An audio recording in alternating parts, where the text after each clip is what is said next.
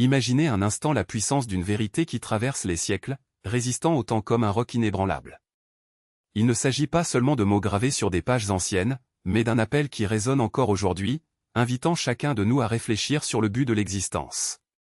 Qu'est-ce qui émeut le cœur humain? Qu'est-ce qui vous pousse à rechercher quelque chose de plus grand, quelque chose qui transcende les limites du monde matériel?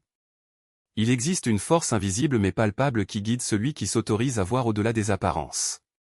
Elle ne s'impose pas, elle ne crie pas, elle n'exige pas une soumission aveugle. Au contraire, il offre de la lumière à ceux qui choisissent de marcher dans les ténèbres, de l'espoir à ceux qui se sentent perdus et un sens à ceux qui cherchent des réponses aux questions les plus profondes de leur âme.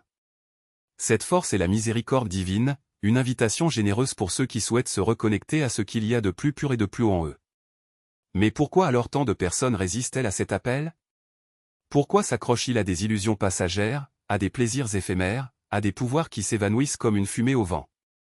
La réponse réside dans l'aveuglement de l'orgueil, dans l'entêtement de ceux qui croient pouvoir contrôler leur propre destin sans avoir besoin d'autre chose que d'eux-mêmes. Combien de fois avons-nous vu des empires s'effondrer, des fortunes se dissiper et des vies perdues à cause de cette arrogance? L'histoire regorge d'exemples de ceux qui ont remis en question l'équilibre naturel des choses et qui en ont payé le prix fort. Souvenez-vous de ceux qui, dans le passé, se considéraient comme invincibles, maîtres de tout et de tous. Ils ont érigé des monuments à leur propre grandeur, asservi le peuple, accumulé richesse et pouvoir, mais où sont-ils maintenant? Leurs bâtiments se sont transformés en ruines, leurs noms ont été oubliés ou retenus uniquement à titre d'avertissement.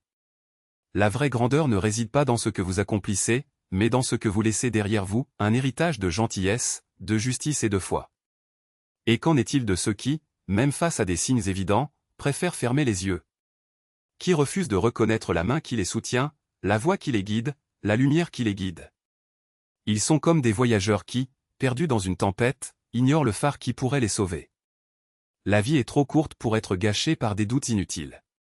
Chaque jour est une nouvelle opportunité de choisir le bon chemin, de se libérer des chaînes qui nous lient au superficiel et d'embrasser ce qui compte vraiment.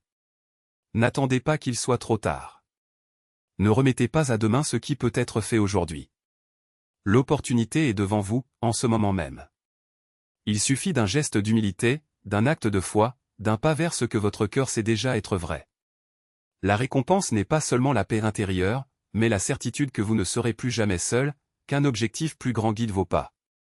Et quand viendra le jour où nous serons tous tenus responsables, ce ne seront ni les richesses accumulées ni les titres remportés qui compteront. Ce qui comptera vraiment, ce sera la manière dont nous vivons, dont nous aimons, dont nous servons. C'est pourquoi nous avons été créés, pour être des instruments de la volonté divine, pour répandre la lumière là où sont les ténèbres, pour offrir l'espoir là où règne le désespoir. Le choix vous appartient. Vous pouvez continuer à errer sans but, cherchant des réponses là où elles n'existent pas, ou vous pouvez accepter l'invitation qui vous est lancée en ce moment. Il n'y a rien à perdre, seulement tout à gagner. La porte est ouverte, la main est tendue. Il faut juste avoir le courage de faire le premier pas. Et ce faisant, vous découvrirez que le voyage, bien que difficile, est infiniment plus beau et gratifiant que n'importe quel chemin que vous avez jamais emprunté auparavant.